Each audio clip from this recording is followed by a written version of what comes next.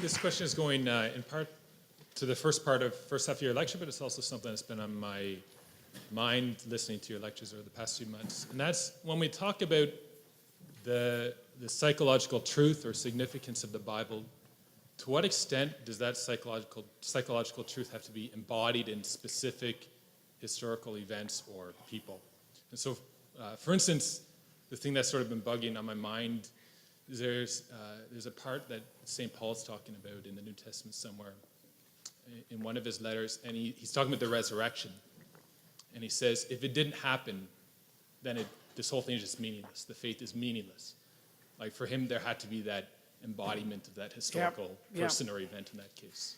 Well, the best answer I have to that at the moment is that I'm really happy that I'm not at that point yet in this lecture series.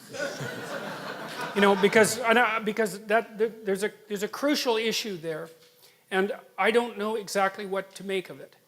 And my approach at the moment, as I said, is to approach this as rationally as I possibly can, and I hope I know a hell of a lot more about what I'm doing by the time I get to that particular question.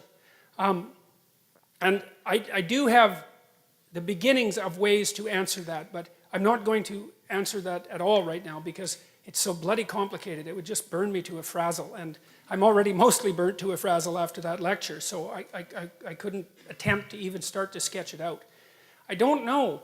I mean, part of it is to be just rational about it, just to be rational about it. There is something about the idea that continual death and rebirth is a necessary precondition to proper human adaptation.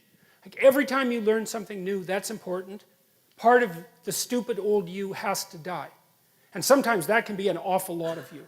And in fact, it can be so much of you sometimes that you just die, right? You just can't handle it. And so there is a real idea that you have to identify with the part of yourself that transcends your current personality, that can constantly die and be reborn. Now, then I could say, well, that means that all of this is psychological and symbolic. And that's the simplest answer. But I'm not satisfied with that answer, even though I think it's coherent and complete. Because the world's a very weird place, and there are things about it that we don't understand.